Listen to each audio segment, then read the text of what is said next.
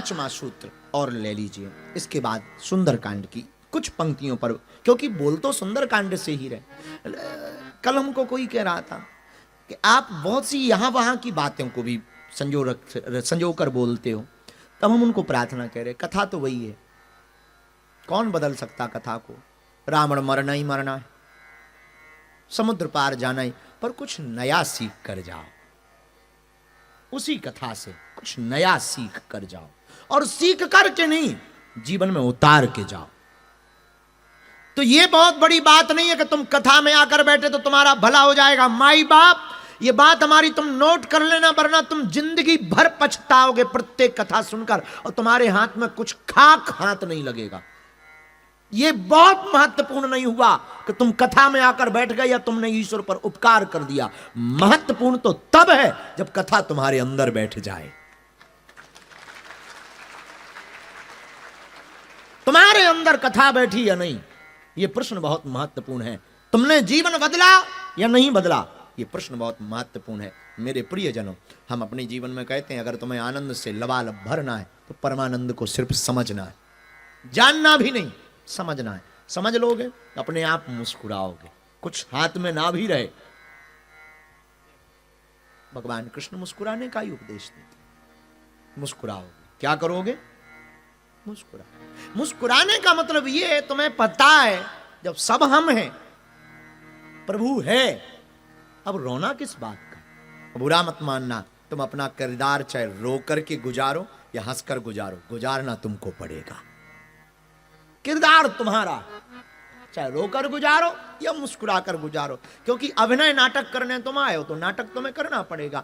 इसलिए मुस्कुराकर क्यों नहीं तुम नाटक करते हो? किरदार को मुस्कुरा करके निभाओ, मुस्कुराते रहो। जो प्रभु की इच्छा है उसमें मुस्कुराओ। एक महात्मा की बात क्या बताएं, याद आ जाती, फिर याद आ गई। भूलो नहीं तेरा नाम। एक महात्मा की बात याद आती। एक फक्कड़ महात्मा भारत में, महाराज जी बीच रास्ते में लेटे थे बिना कपड़ों के, एक फटा हुआ बोरा पहन रखा था, कोई तकिया नहीं, हाथ का ही तकिया। उस जमाने का सम्राट वहां से निकला तो मंत्रियों ने कहा, ए बाबा उठ उठ, तुझे पता नहीं सम्राट आया है? तो महात्मा ने लेटे लेटे कहा कि जरा सम्राट को जाकर बोलो कि अभी दुनिया का महाशहंशाह आराम फरमा रहा है। तो मंत्री चौंका। राजा की सवारी बहुत देर तक रुकी रही, वो उठने को नाम ना ले। तो राजा ने कहा, क्या हुआ?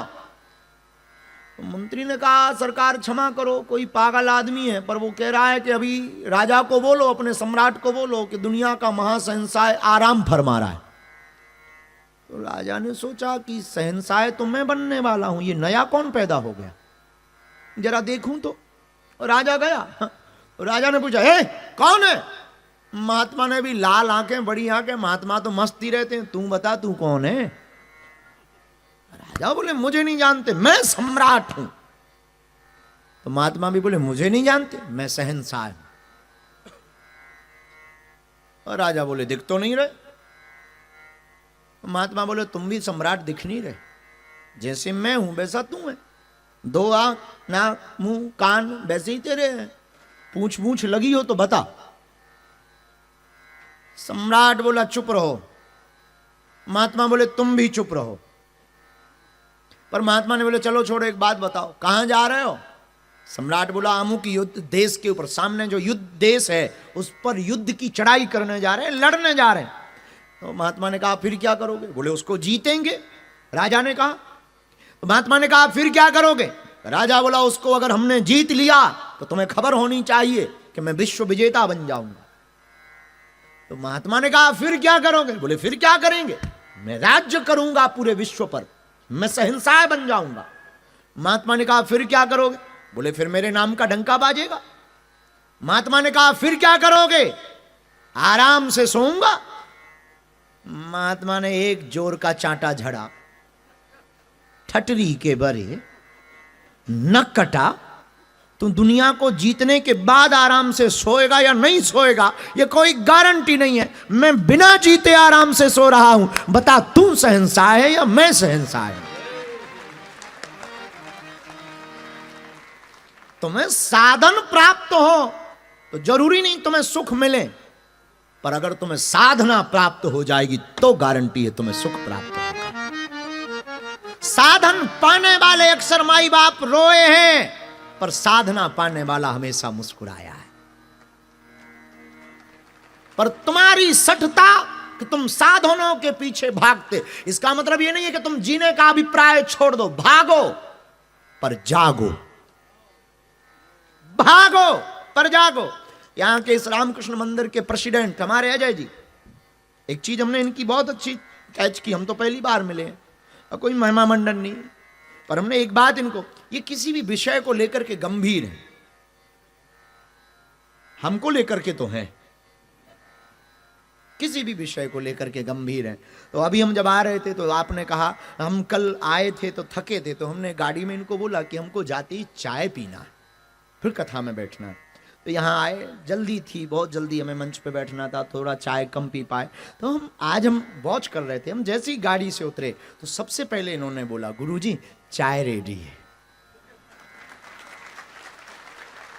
आप पीकर के मंच पर जाओ। हमको मन ही मन लगा कितना ऊंचा आदमी, एक बार में ही जो जाग जाए वो जागना है। अब इसका मतलब ये नहीं है कि ये फुल जागे हुए हैं, ये हम कोई गारंटी का प्रमाण पत्र देके नहीं जा रहे। हमने तो चाय से कैच किया है, तुम अपने हिसाब से वॉच करना। हाँ, कि कल के दिन तुम कहो कि बागेश्वर बाबा बोल के गया कि this is man, एनलाइटेड man, very important man, जागा हुआ मैन है, और फिर बाद में तुम्हें सोया हुआ मिले बिस्तर पर, और फिर तुम कहो कि बागेश्वर बाबा wrong, this is already sleep,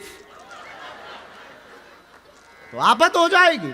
हमने तो इतना जाना कि चाय में तो जगे हैं, हमारे लिए जगे हैं, तुम्हारे लिए सोए होंगे, और अपनी अपनी दृष्टि है, जगे या सोए हैं ये तुम्हारी खबर है। हम अपनी बात कह सकते हैं, हम बहुत दावे के साथ अपनी कथा में बोलते हैं, तुम दुनिया को सुधारने की गारंटी बंद करो, खुद को सुधारो।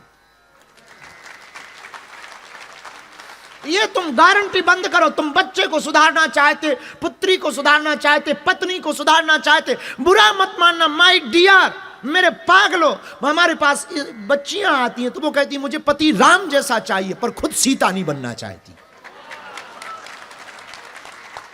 और बच्चे आते हैं वो कहते हैं मुझे पत्नी सीता जैसी चाहिए, पर खुद रावण जैसी नजर रखे। हमेशा दृष्टि टिकी रहती दूसरी पर। ये और बुरा मत मानना, स्त्री का पुरुष के प्रति, पुरुष का स्त्री के प्रति स्वाभाविक आकर्षण है। पर मैं प्रार्थना करूं आप सबसे, मेरे प्रियजनों, हम कभी ये दावे के साथ नहीं कह सकते कि हम पूरी दुनिया को जगाएंगे। हम ये भी नहीं कहते कि हम तुम्हें जगाएंगे। हम ये भी नहीं कहते कि तुम हमारी कथा सुनोगे तो पुण्य में जाओगे या स्वर्ग में जाओगे। हम तुमको अपनी कथा सुनाकर ये कहते हैं कि तुम मेरी कथा को अगर जीवन में उतारोगे तो जीते जी स्वर्ग बना लोगे।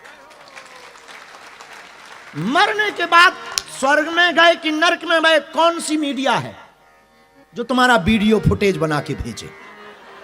देखो भाई, बागेश्वर बाबा की कथा सुनने वाला स्वर्ग में पड़ा, कौन देखने वाला है? इसलिए हम इस दावों के, हम बुरा मत मानिए, हम पुराने संतों के खिलाफ में नहीं है, पर हम फैक्ट पर बात करते हैं कि मरने के बाद तुम नरक गए, स्वर्ग गए, किसने देखा? हम इतना कहते हैं, मेरी बात मानोगे पागलों तो हम तुम्हें जीते जी स्वर्ग का अनुभव कराएंगे। और तुम अगर जिंदा में स्वर्ग नहीं पा पाए, मरने के बाद तो तुम्हारी पक्का है कि टिकट दूसरी जगह की कटेगी। तुम जीते जी स्वर्ग नहीं बने, पर तुम्हारी आदत तो वही पुरानी है, जियत पिता को दीन न नीर, मृतक पिता को हलवा खीर। हाँ, तुम्हारी आदत पुरानी है कि बाप जिंदा रहता है तो बिस्लरी वाटर नहीं देते हो, मरने पर तुम गंगा वाटर देते हो। तुम्हारी पुरानी आदत है। जिंदा में तुम अपने बाप को फूल नहीं चढ़ाते हो, मरने पर माला नहीं उतारते हो, क्योंकि तुम्हारी आदत मुर्दों को उठाने की है और जिंदों को गिराने की है। ये तुम्हारी पुरानी आदत है। तुम मुर्दों को कंधे पर रखते हो और जितने जिंदा हैं। हमें हरिशंकर परसाई का व्यंग बहुत प्यारा लगता है। हमारे भारत का बहुत ऊंचा आदमी व्यंगकार हरिशंकर परसाई कहता है, मैं मरकर बोल रहा हूं। वो कहता है मैं मर कर बोल रहा हूं, और वो कहता है मैं इसलिए मर कर बोल रहा हूं क्योंकि तुम जिंदों की सुनते नहीं। मरने के बाद तुम मंदिर बनवाते हो। बुरा मत मानिए, यहां भी बहुत लोग हमको मिले, हमको ऑस्ट्रेलिया में भी बहुत लोग मिले जो मरे हुए माँ बाप की चर्चा करते कि हमारी माँ बहुत अच्छी थी, हम सेवा नहीं कर पाए, अब बताओ मैं क्या करूं। खाक करेगा, अब तो तू भी जल्दी जा। मरने के बाद पूछता है कि मैं माँ बाप के लिए क्या करूं। तू ये बता तूने जिंदा में क्या किया। मरने के बाद तुम पुराणों की बात करते, मरने के बाद तुम पिंडदान की बात करते हो, मरने के बाद तुम उपासना की, साधना की, अन्नपूर्णा की, भंडारे की बात करते हो। जीते जी तूने भोज कराया, मरने के बाद भोज काम करे। इसलिए मेरे प्रियजनों, इसका मतलब ये नहीं है कि हम पिंडदान के खिलाफ हैं, करना चाहिए वरना उद्धार नहीं होगा। और इस देश में और पूरे विश्व के लोगों में, बुरा मत मानिए, हम भारत को प्रेजेंट करने आए हैं, सनातन को प्रस्तुत करने आए हैं। इसलिए मेरे सिडनी में रहने वाले ऑस्ट्रेलिया के पागलों, याद रखना, पूरे विश्व की संस्कृति में भारत की संस्कृति इसीलिए महान है क्योंकि भारत के पास मुस्कुराने की बजाय सनातन है।